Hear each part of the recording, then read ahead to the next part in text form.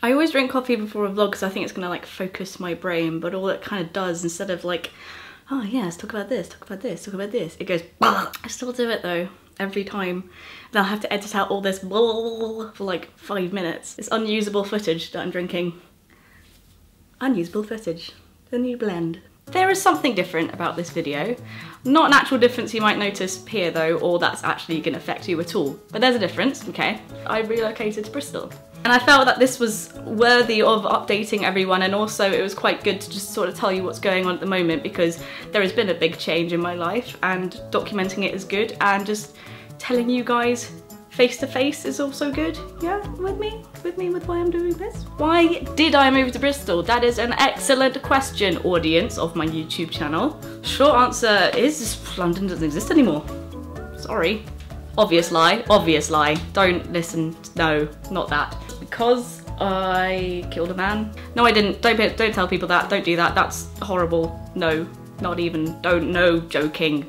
God. I will be telling you why I am in Bristol because it's the video. But we need to go back until like February. Let's just rewind for a second. So we got to start with me leaving Flip, which was really sad. I loved working there. I loved everyone there, and it was like the best thing ever. I love that company. They are still around, but unfortunately YouTube took all our funding away for the multiverse and hoo-ha, and basically all the mega channels that were around at that time, which meant that the funding that kept me employed at Channel Flip no longer existed.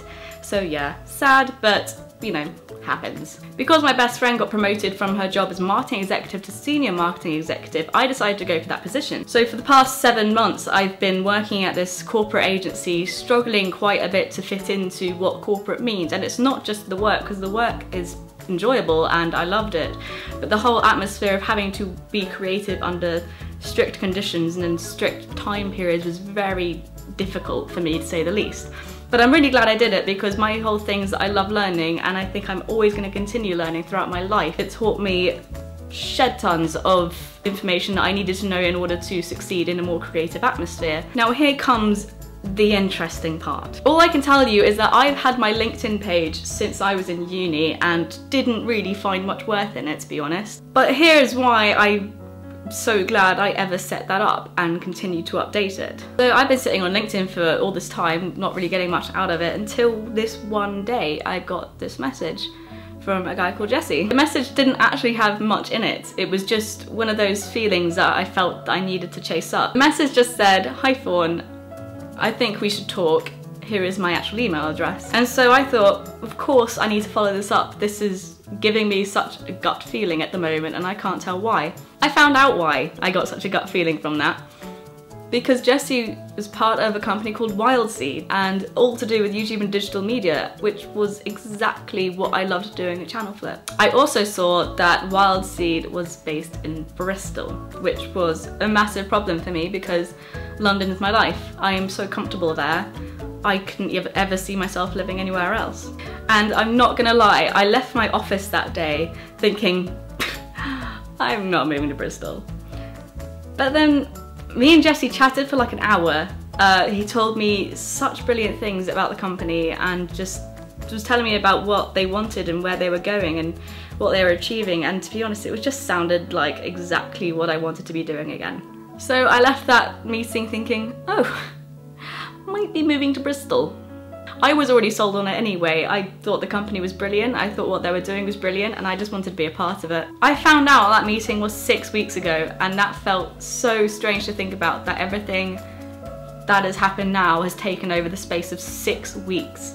And I mean, it doesn't sound like big things, but leaving my current job was huge, because I was just about to finish probation. They were about to offer me a contract, hopefully.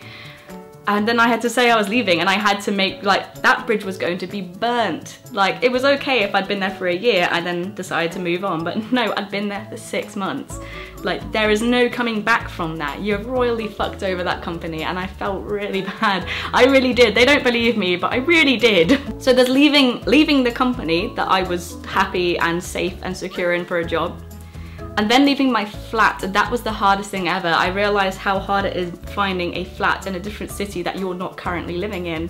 It's almost impossible, but Did it, it's fine, I'm here, look at it, look at the flat. Everyone kept coming up and saying how brave I was making this huge leap and, you know, just basically picking up my whole life and going somewhere else out of, like, on a whim almost. And the thing is, I never felt like that was a massively brave decision. I was terrified. I don't want to underplay this. I was terrified of this, but I was more scared about not taking this opportunity because I'd have to live with that for the rest of my life.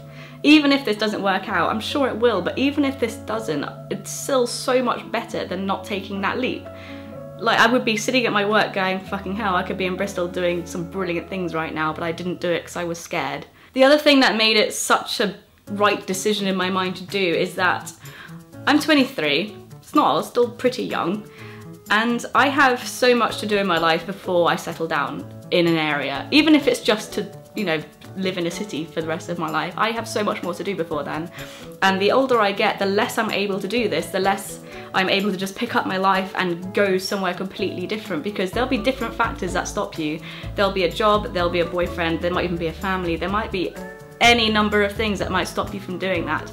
And so that was something that was really driving me to do this, was the thought of maybe not ever being able to do this again if I leave it too late. So what am I doing now? What is my job? I am now the new creative producer of Wildseed, and that sounds and feels amazing. So we've got our new comedy channel launching on Monday. Hopefully I've got this video out before then. If not, links down here, and I'll link down here when it's open anyway. It's basically the main area where you see a range of different shows. We have so much planned, you have no idea. I looked at the whiteboard yesterday and went, fuck. Have a look around it and subscribe. There's going to be so much going on, like I said, that there might be some shows you like, there might be some shows you don't like, doesn't matter, because there's tons of new stuff and you don't really want to miss out on anything coming out. We also have a sci-fi channel.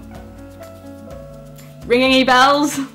No? So keep an eye on both of those. I'll put the links down here if you want to have a look around. I recommend you do, because you might see a familiar face on one of them. Talking about myself. I'm going to be over on the comedy channel giving you updates, doing live on set interviews and all that sort of stuff, and it's going to be really fun. And I'm a little bit nervous because I'm just used to talking to a camera on my own in a room, just to you guys, my nice little audience who just listen and say nice things to me, which is great. And now I'm going to be doing it on a big scary channel, so please come over and just give me some support even. But I will hopefully be here soon again, if not even sooner on the other channel I keep directing you to. Can you tell there's a trend where I'm kind of trying to get you somewhere else? Yeah, you can feel that? Please come to the channel. I've realised I've been doing a lot of this the whole way through that video. You guys don't even know what I'm doing under here, it looks a bit wrong. I'm just swearing at you all the time. That's what I'm doing here. Why can I talk to a camera quite easily, just about anything else, but struggle really hard to say hello and goodbye? My introductions and sign-offs are terrible all the time. There must be some psychological reasoning behind that, why like, I can't greet or say goodbye to a camera, but I can talk at it. Someone give me some science down below. Do the thing.